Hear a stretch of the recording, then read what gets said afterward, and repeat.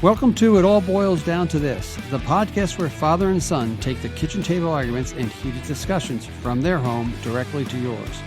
Jim and Jack Boyle will explore the world as only they can. We might even let a few guests join the fun. So sit back, choose a side, watch the water temperature rise, and enjoy stimulating generational conversation about sports and life. Welcome to episode 37 of It All Boils Down to This. Jack back joining me. We had a week off last week, Jack, so we're back with a lot of action. Things are going on. You know, they had the Brady roast with the Bruins, with the Celtics, a lot of action here in Boston. Let's start with the Brady roast, which I watched some of it, you watched some of it. Just give me your quick takeaways when you watched it. What do you think? No, I didn't watch the whole thing. I heard it was pretty good. I saw some good jokes. I saw that it was pretty good. I mean, if you probably watched the whole 3 hours, I heard it might have been a bit too long, probably an hour too long. But no, it's good. Good jokes. It's good to see Tom Brady doing it. I know he might have gotten mad at a few jokes. I don't know if he was acting or not, but no, it's good to see him do it.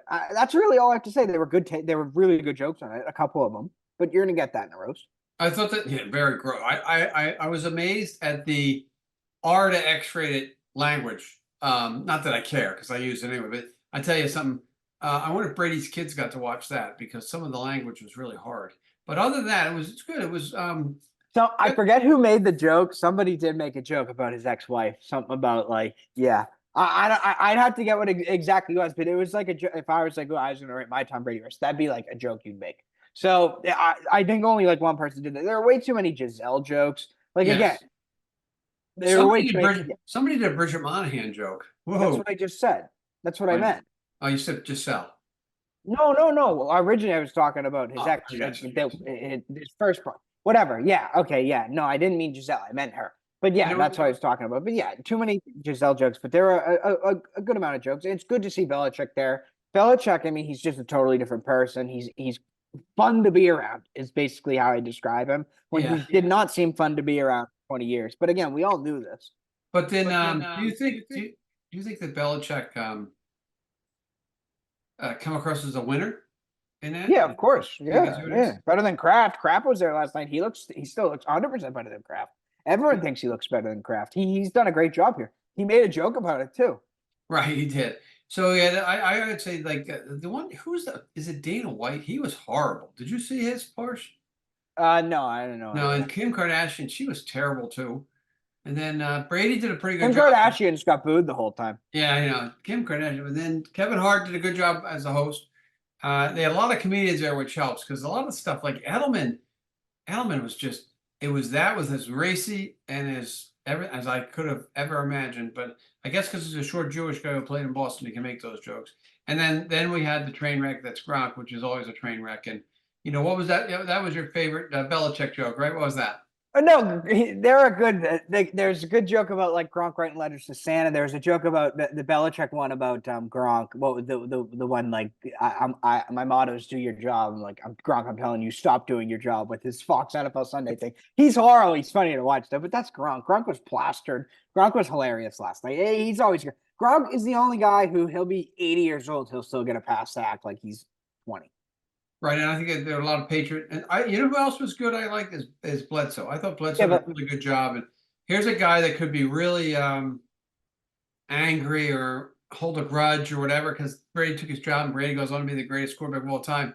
But he's accepted. He did say that he did to Randy Moss. He got a ring. At least he still got a ring. So they make fun of Randy Moss not getting a ring.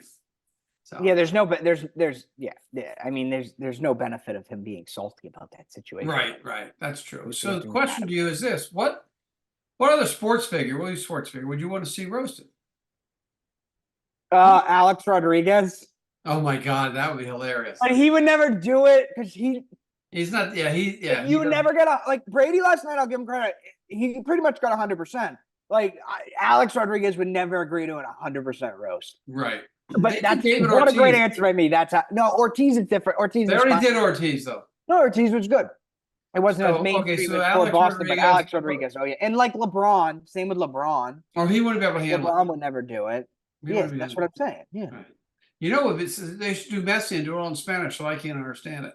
Ronaldo would be a good, but he's another one who's sensitive like that. Ronaldo, you could just who's got the tough skin though? Who is going to be?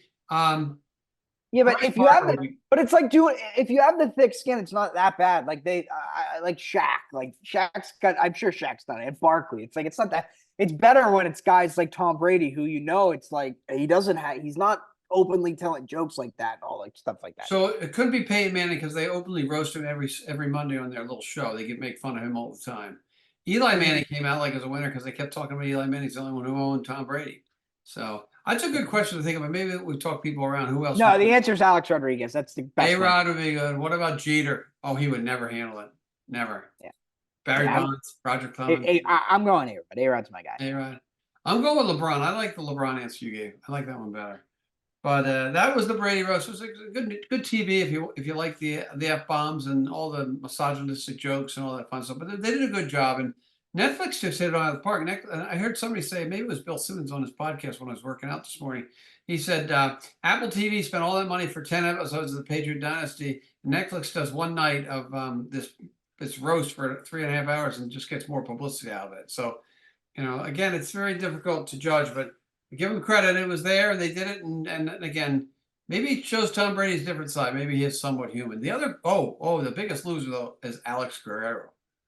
He was getting ripped not a loser. I forgot. I didn't even mention Alex Guerrero. Those are great jokes. I mean, Belichick, that was my favorite joke of the night. It's like, yeah, we did butt heads, but it was hard to butt heads with Brady because it was so far up Alex Guerrero's ass. I love like it hits better that Belichick says it. Like anybody else who says that, who cares? Belichick saying that makes that great because that's what probably maybe the biggest thing they butted heads about was Alex Guerrero. That's like, so it was great hearing him say that. And the other thing I noted, and we'll finish on Belichick, that he has a lot of love and respect for the guys who played for him.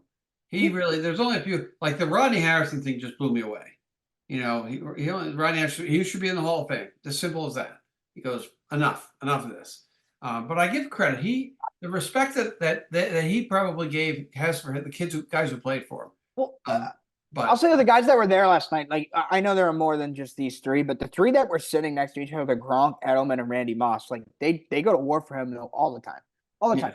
And in terms of Amendola was there. Oh, there it is.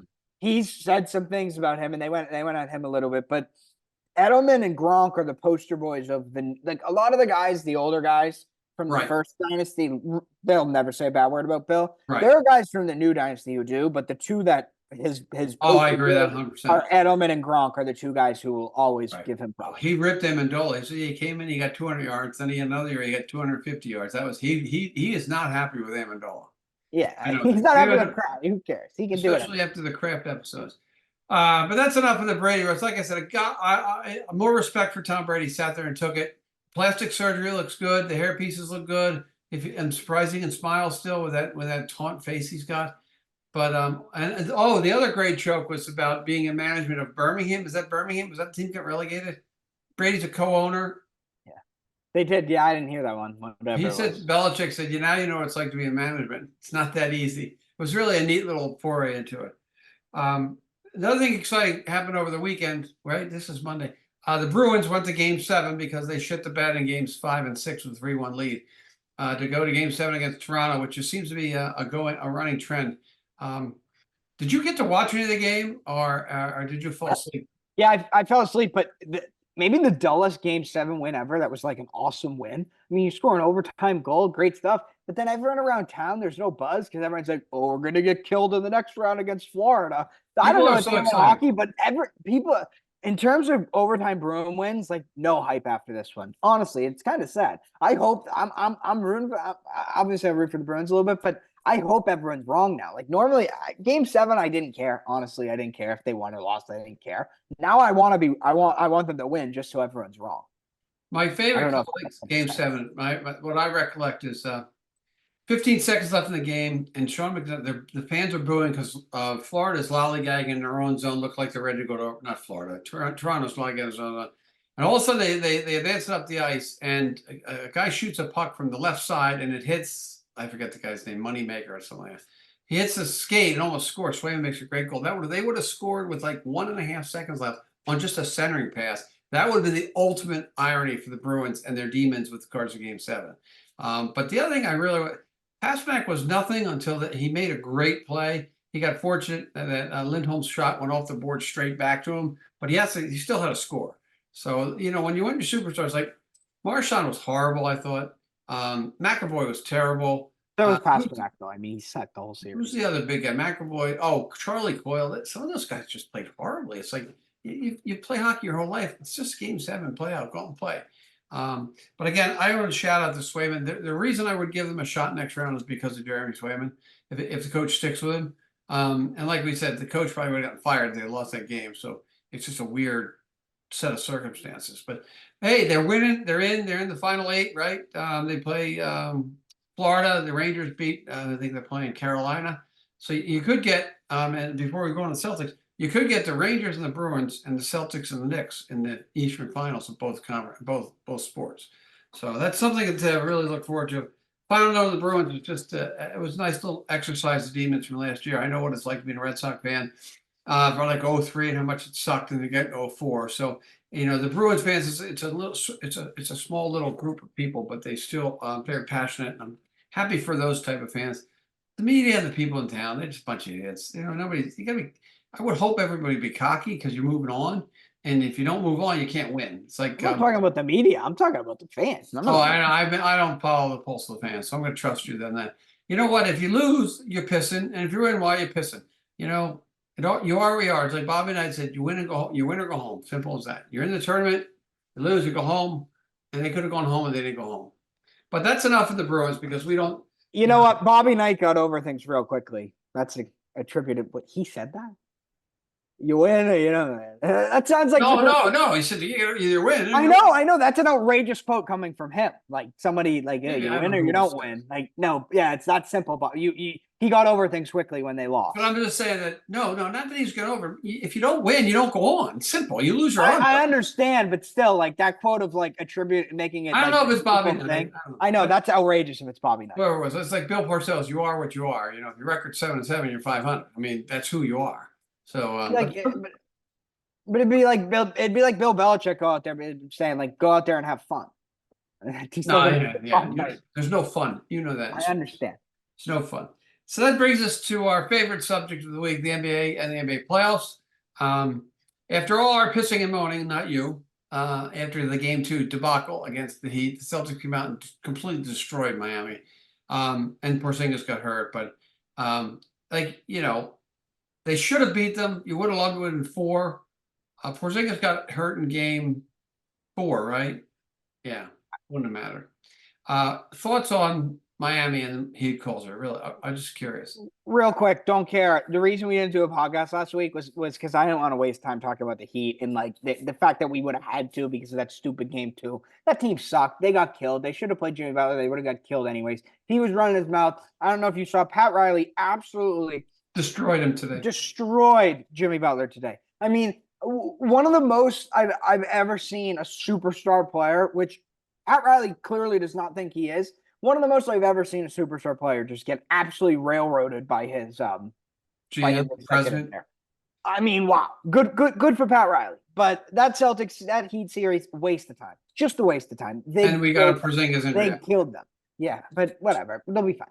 So we'll go beat the Cavs. I don't care. We'll talk about the end. They destroyed them. I love how they bitch and moan. If we had our players, no, you were a terrible team. You can't be the 8th seed and expect you're going to roll over people like last year. It's not like they lost those games on the margins either. They lost by like 80 points in those 4 games. That's the thing I think is funny is that after they made the 55% of the threes, they didn't score more than 90 points the rest of the way.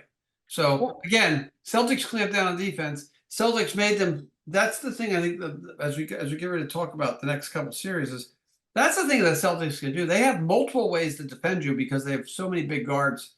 And they have multiple ways. Without Porzingis, they also have multiple ways to defend you. Anyway, you lose a bit of a rim protector without Porzingis. What do you think the biggest loss with Porzingis being out would be?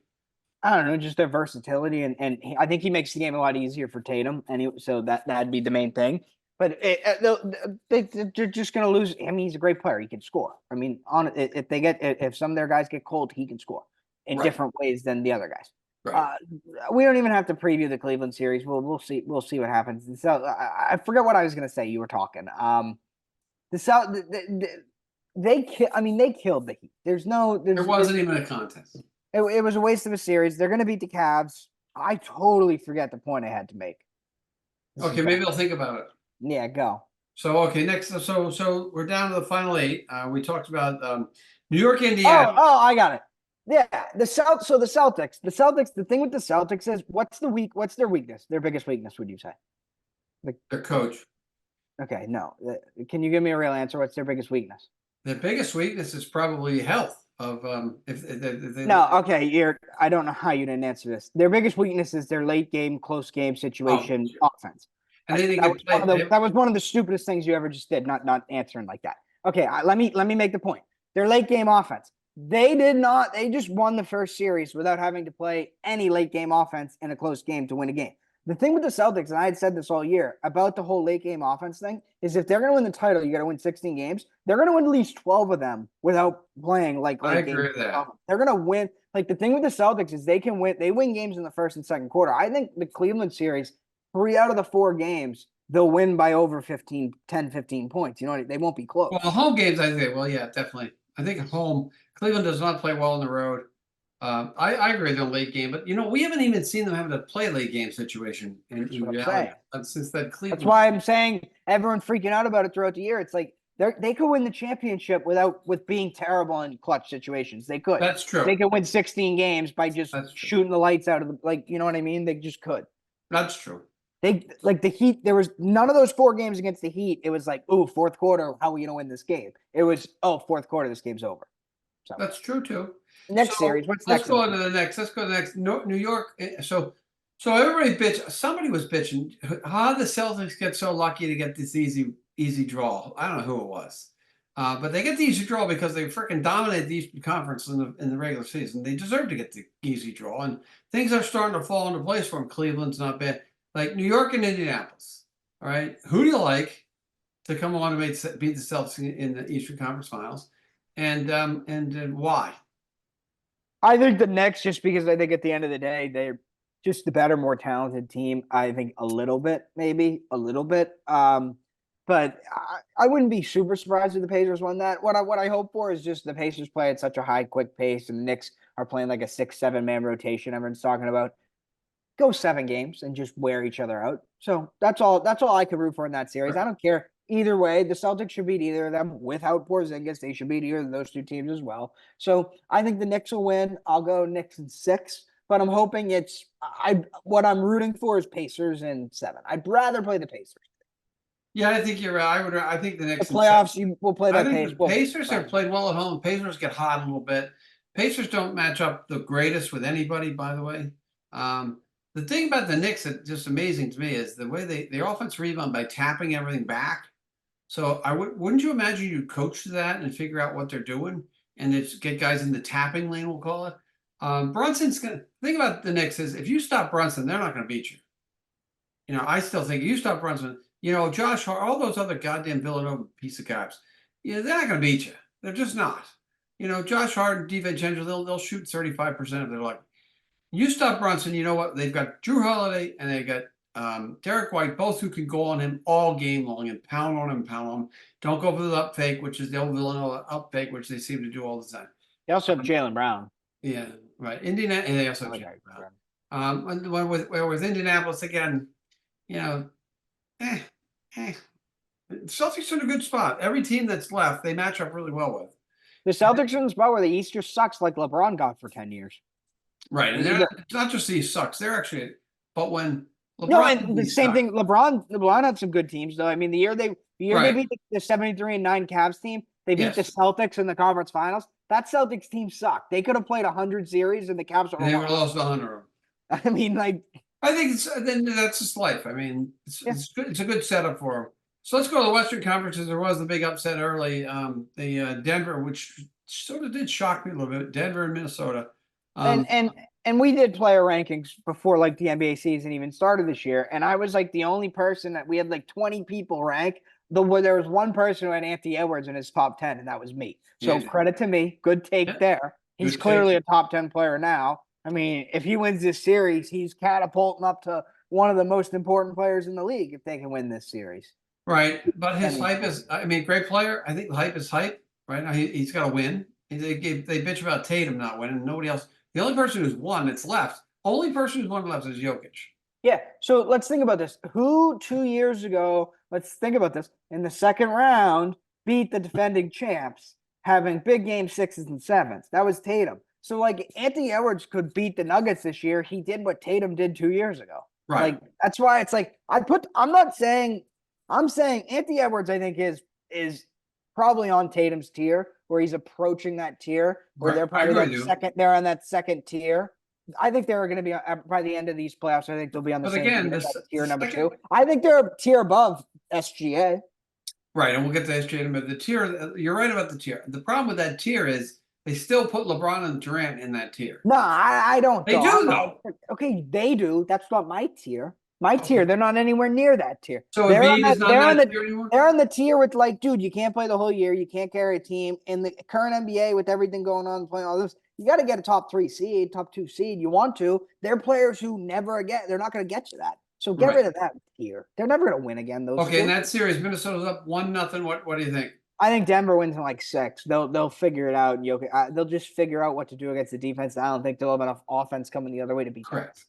I think that's I think that Denver wins in 6 after all that hype, Fred. Minnesota's number 1 in defensive efficiency, correct? And you know what, Minnesota? Towns is garbage. No, he's not. He's pretty good, but he is garbage. I think you can bait him to be garbage, but he's a valuable player. He's got a weird brain where you can get him. And their coach is hurt. Make him. You can almost like, I don't know if the Celtics have the guy to do it, but you can almost make him like, I don't know, like Marcus Smart, who I hate, would get in his, like, he's just a dude. True. He's a weird dude. He's weird. So the only thing the thing about Denver this year is it's one. I hate to call it a hunger thing. They're behind every game, every single game. They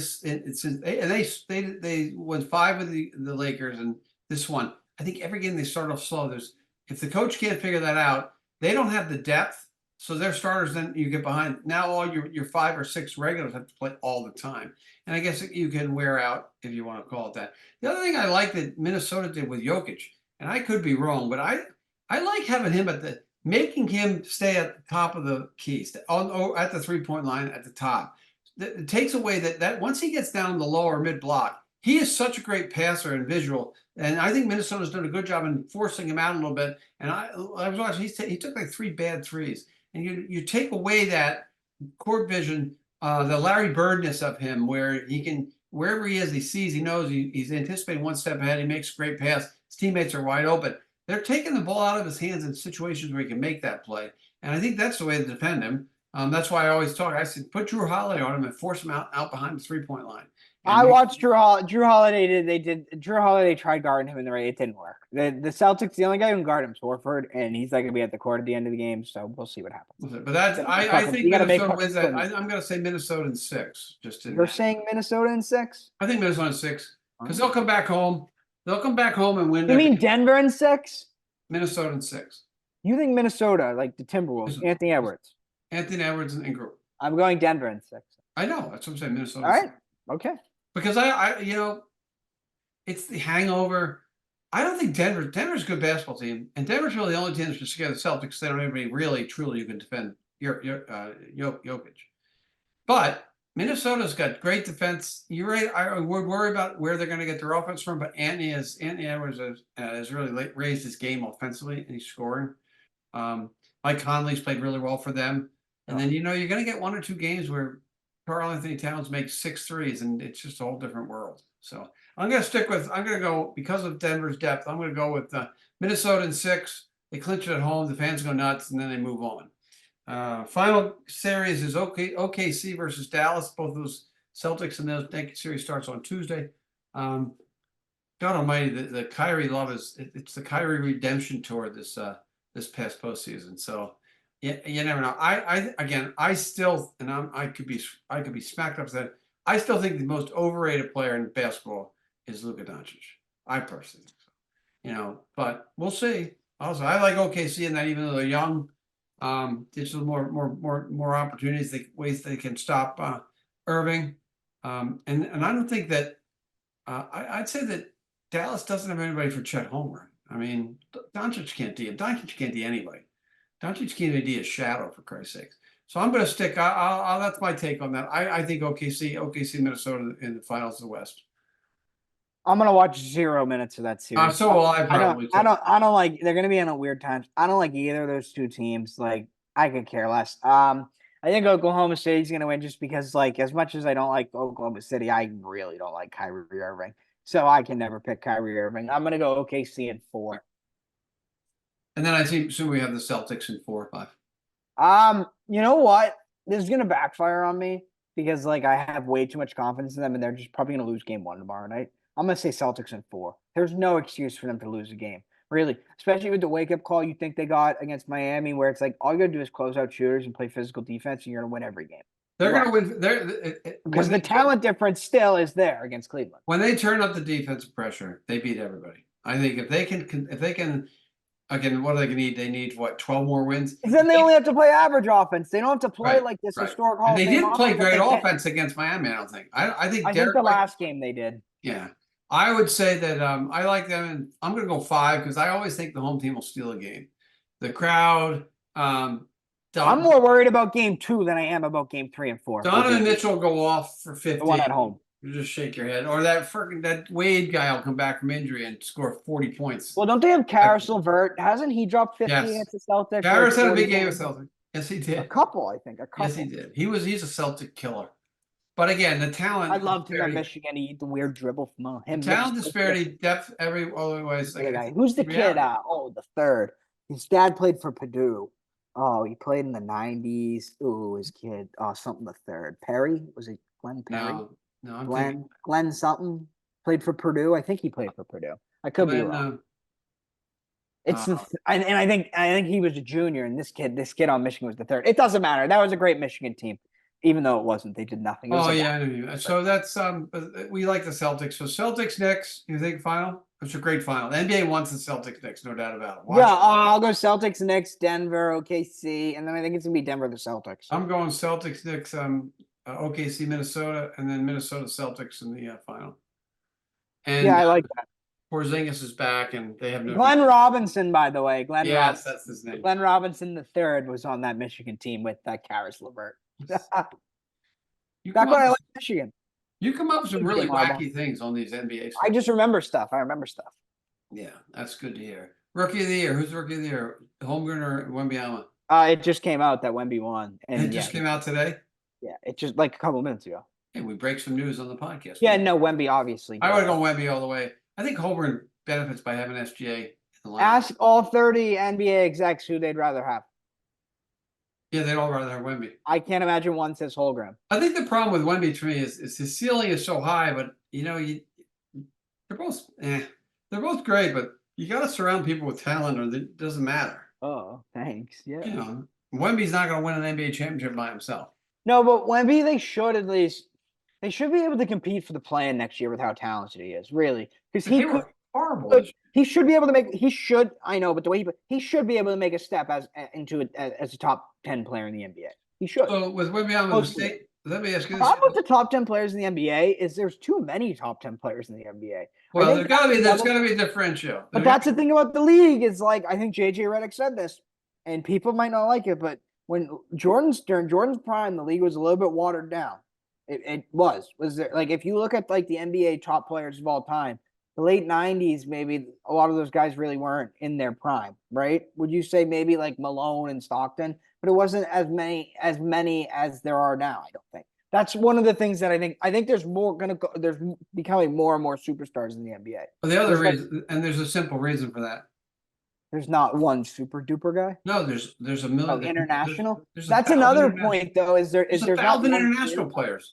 Like when Jordan was great, Kukoc came over, and he was one of like 5. Yeah, Tony Kukoc wasn't like. Was Tony Kukoc as good as Luka Doncic? No, he wasn't. But again, is he as good as Porzingis? Probably. But not. in that time, I think I understand what you're saying there. But again, with the NBA, we sort of well, here it is. We overvalue some players. How would I say? Is the 10th best player in the NBA in 1998 better than Anthony Edwards?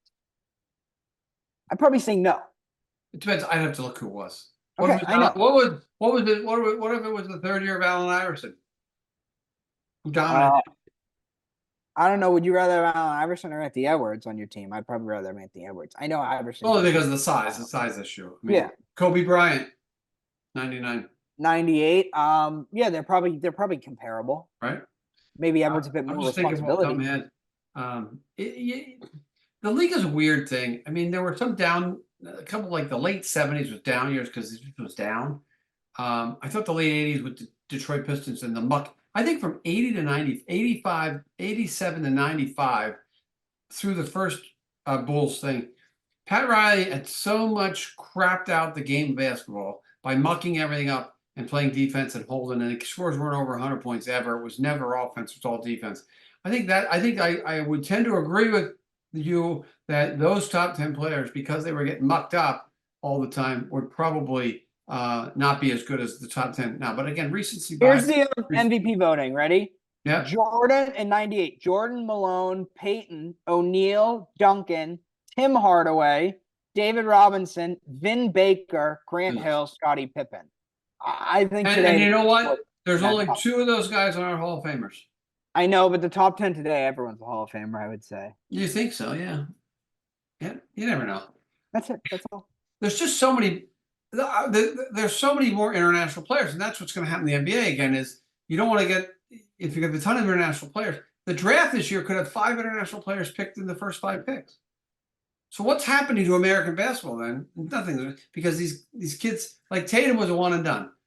Ben Sherr's a one and done. All the great young players should just be in the league if they're American right away, huh?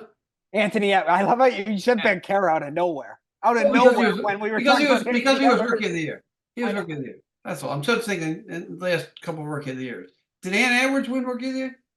I don't know. Who cares? It doesn't matter. Tatum wasn't. He's a great player. I have to say, I like his Tatum game. wasn't rookie of the year. Jaylen Brown wasn't rookie of the year. No. I like his game though, Anthony. And Malcolm Brogdon and Ben Simmons, by the way, if you're wondering.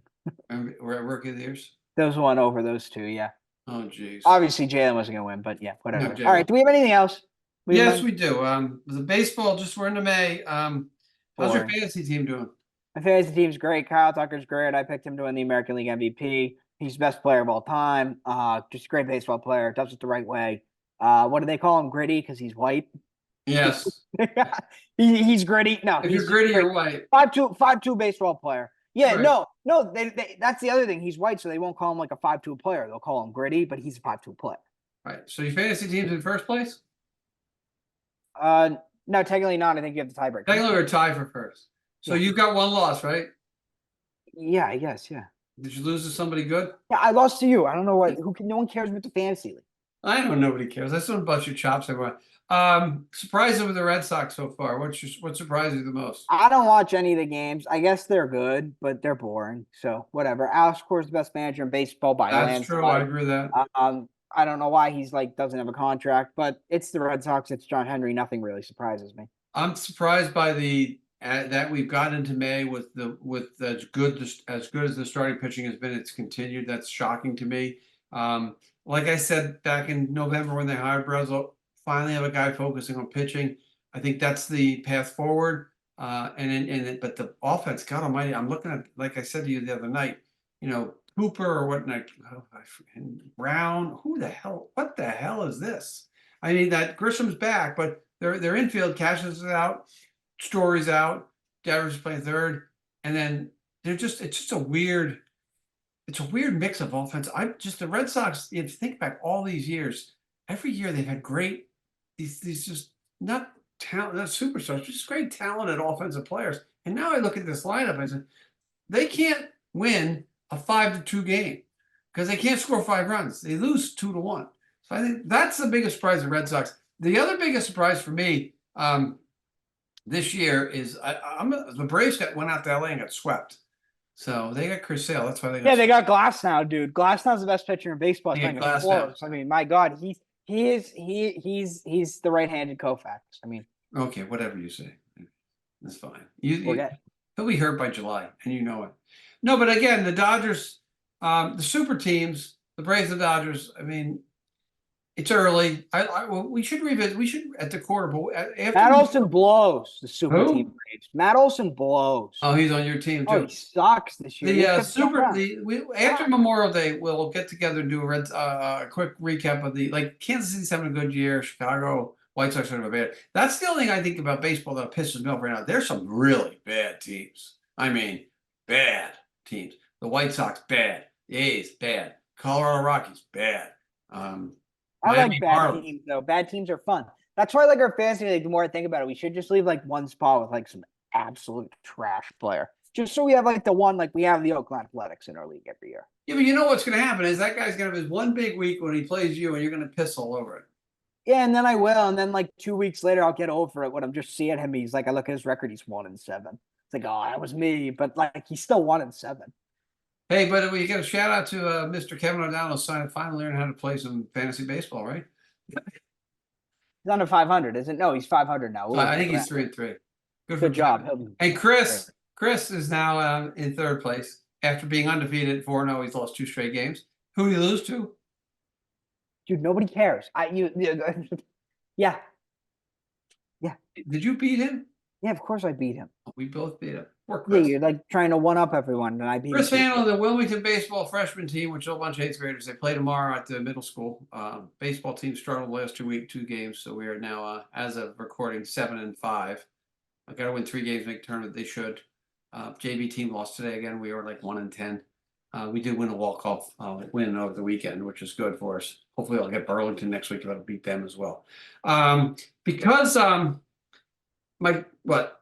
I thought Nick Castellanos homered. He didn't, but he got 7 points. That's like double on the That's deal. awesome for you. I got negative points today already because Matt Chapman struck out twice.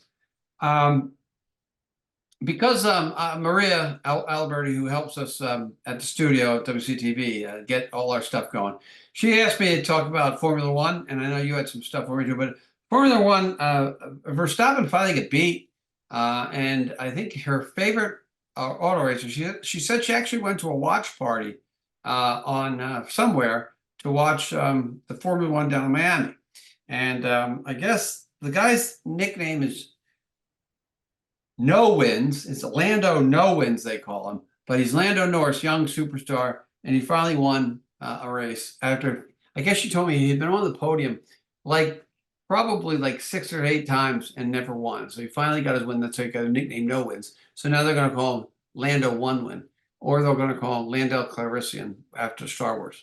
You never know, because it was May the 4th coming back. About that Star Wars trivia.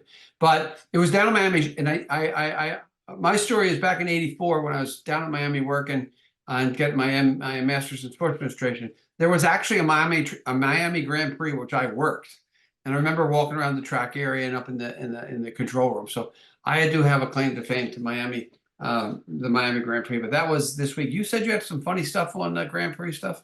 All right. So first, couple of famous people there. Maria, don't blame me, by the way.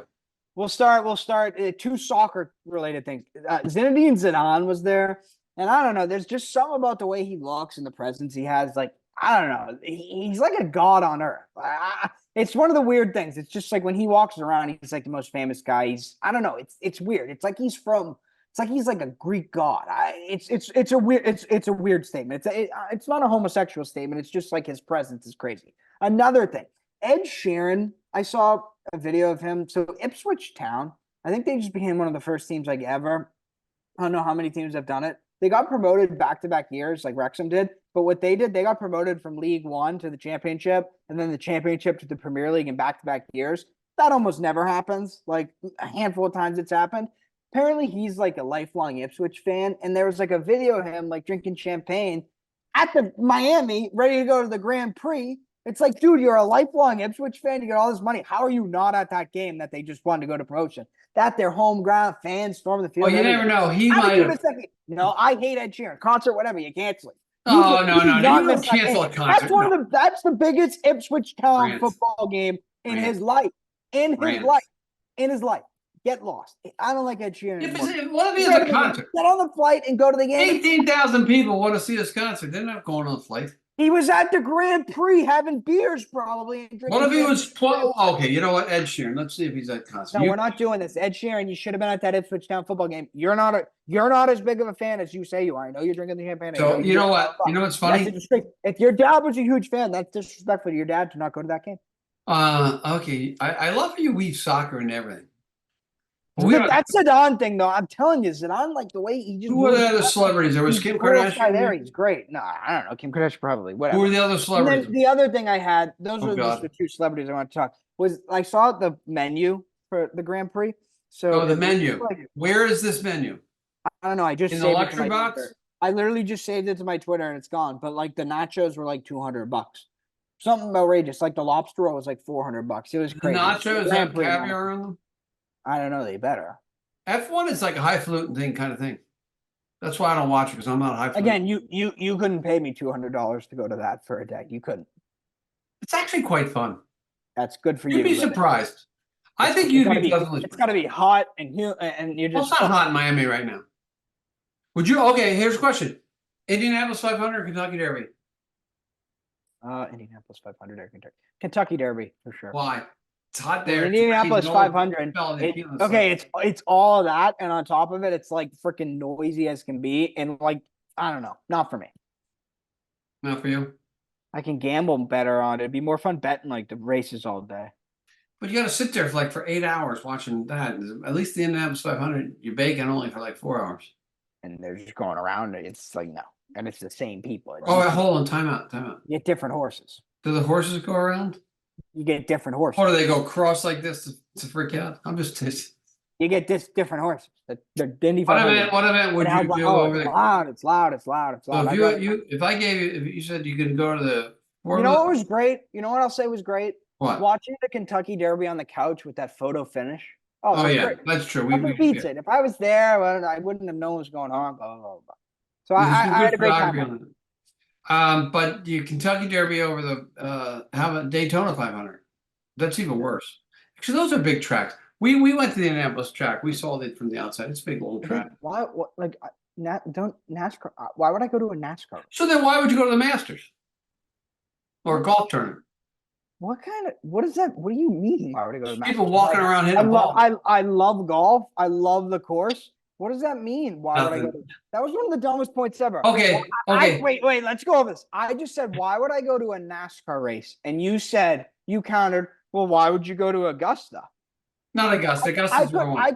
We could spend the next hour talking about why I would rather that was a dumb analogy. Why I would rather go to Augusta over the Daytona 500. We could spend the next hour. But we could spend the next 24 hours going over why I would rather go to Augusta. Oh, all right. You're right. You're absolutely right. What about so I'm trying to think of something you'd go to the Grand Prix for. Grand Prix or an MLS soccer game? Oh, the MLS soccer game. Really? Oh, yeah. What if you got a free luxury box ticket to the $200 nachos at the Grand Prix? To the Grand Prix? Oh, 100% I go to the Grand Prix. If I'm hanging out with Zidane, there you go. If I'm hanging out with Zidane, sure. You're going to try to go? Me, Zidane, and like David Beckham will hang out. I'll go. So you have to go to shit seats at the Indianapolis 500. So you can get a nosebleed seat for a World Cup soccer game at Foxborough. Would you do it? So I can get a what seat? They give you the highest seat in the building. And Foxborough? For the World Cup at Foxborough. I could probably But you have to go to the Indianapolis 500. No, I need a better seat. I need like a luxury seat because I could just buy that seat all the way up there. It can't be. No, but they give it to you. You don't get it. They're lottery. You don't win the lottery. It's not worth it. It's not worth it. Oh, maybe it'd be close. I don't know. It depends. If it's like Bolivia versus South Korea, I don't care. Who do you Brazil versus France? Sure. Who do you want to see in the World Cup? If you had to pick not one team, one player you want to see, who would you want to go see? Mbappe? No, Mbappe. Mbappe, not. I got like no Man United players I can say right now. Phil Foden? Yeah, Phil Foden, sure, yeah. I'd like to see Mbappe. Okay, that's good. Our loyal listener Kevin's going to the Champions League final. He might get to see Mbappe, but they're losing right now, so we'll have to. So when he goes there, we'll have to call him up and have him to give us an update. Oh, if we need to do the podcast because he would be late at night in London and we get him calls. The Champions League is at Wembley. They play tomorrow. Is tomorrow May 7th? PSG plays Dortmund tomorrow, so Kevin will know tomorrow if he is going to get to see a Kylian Mbappe live. That's good. That's good. All right. That's it. I don't have anything else. You got anything else? Anything else you want to blow me in about? Not that your soccer absolutely suck today, but I would rather go to a full like this year, and I would rather go to a full like, you remember those cheerleading things Amanda used to do, like Eastern Mass Finals at Yes. the center? Stay the whole I would day. rather go to a full event for one like Amanda's division, not Amanda in it, just anywhere than the Daytona 500. I'd Okay. rather all day. That's good. I would rather do that. So And they're cheering and they're singing. And before we wrap, you know what? Wait, the craziest part about those cheer comps is when the teams go when they do the chants and the moms cheer back, and it is the loudest you'll ever hear your mother scream. Like, even when she's those mothers, when we say Wilmington, you say Wildcats, and the mothers, it's the loudest cheer you'll ever hear. I'd rather be at that than the Daytona 500. That's good. That's good. Hey, then we're not going to be able to do your taste test in the studio because we can't take water in the studio, so we're going to have to do it here at home, figure that out. You want to do a water taste test, right? Is that one of the shows? What does that mean? We can't take water into the Because studio? if you spill it, we can't spill it on the equipment. Whatever. Okay, yeah, I don't care. So we'll have to figure out how to do it at home here. So Jack's brilliant. Yeah, who cares? We don't even have to talk about that. We're ways away. And that's it. So we talked cheerleading too. Great. All right. So we'll look forward to the week. The other thing is the Celtics and Bruins play like every other day if they go to 7 games, like for the next 2 weeks. So we got a lot of things going on here. Sox are in play as well.